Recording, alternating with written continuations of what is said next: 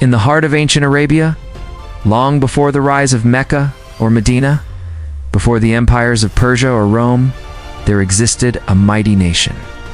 A people so powerful, so towering, and so wealthy that they believed no force on earth or heaven could defeat them. These were the people of Ad. Their land was lush and fertile, filled with gardens, rivers, and stone cities. Their most glorious city was Iram, a place of grand columns and towering architecture, carved out of the mountains and built by hands that knew no weakness. The men of Ad were giants, literally and metaphorically. Their bodies were tall, strong, and resilient, their pride even greater. They said to themselves, "Who is mightier than us? Who dares challenge our strength?" But their hearts were hard and their souls blind. Though Allah had granted them power, intelligence, and beauty, He turned to idols, false gods made of stone, carved by their own hands. They worshipped what could neither hear nor speak, and they ignored the signs of the heavens. And so Allah chose a man from among them, not a king nor a warrior, but a prophet, a man of purity, wisdom, and unwavering truth. His name was Hud As. He was one of them. He spoke their language. He knew their customs. But he carried a message from beyond the skies.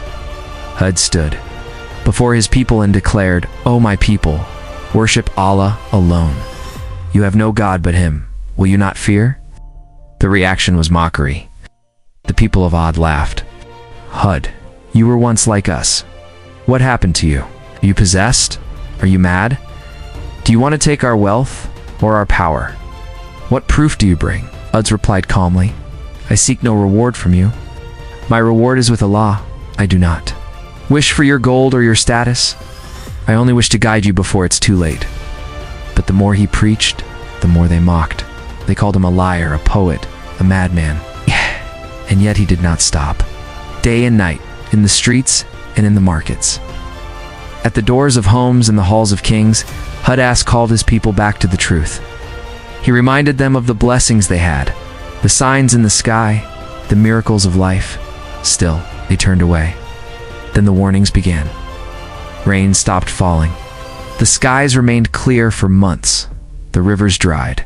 Crops failed. Cattle died. The once fertile land began to crack under the scorching sun. Yet the people of Ad remained stubborn. Instead of repenting, they blamed Hud. "Since you started your preaching, everything has gone wrong. You are bad luck. Your words bring curses," Hud responded. "The curse is from your disobedience, not my words.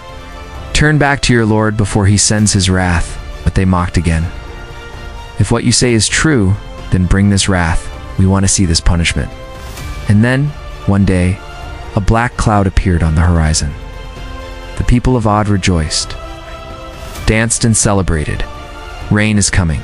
Our gods have answered us." But Hud wept. He looked at the cloud and said, "No, this is not rain. This is a storm of destruction. This is what you asked for."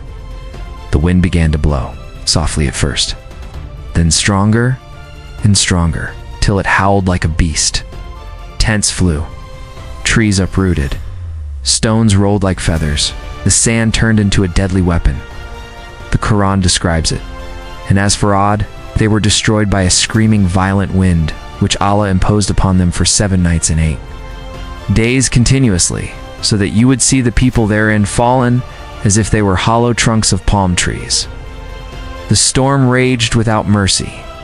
It screamed through the land, lifting bodies into the air and slamming them to the earth, tore through Iram, flattening its mighty columns. The idols were shattered, the homes destroyed. The pride of Ad was buried beneath the sands. Those who once laughed now screamed. Those who once mocked now begged. But the time for mercy had passed. When the storm finally stopped, there was silence. No birds, no voices. Just the wind and the empty ruins of a once glorious nation. Hud and the few believers who had followed him were saved. They had taken shelter far away. As instructed by Allah, they returned only to find the land unrecognizable. Nothing remained but destruction. Hud stood among the ruins, his eyes heavy with sorrow. He had done his duty. He delivered the message. And now he turned and walked away. He migrated with the believers to another land where they lived in peace and faith. Generations passed. The sands covered the ruins. Travelers told tales of a lost city called Iram. Some called it legend. Others searched for it, hoping to find gold and treasure. They found only silence. But Allah remembered, and so He preserved their story. In the Quran, not as a myth, but as a lesson for every arrogant nation, a warning for every proud heart. Today we build towers taller than the clouds. We send machines into space, believe we control the world. But have we truly learned from Ad? The Prophet Huz may be forgotten by many, but his message still echoes. Worship Allah alone. You have no God but Him. Will you not remember? Let us remember before the wind returns.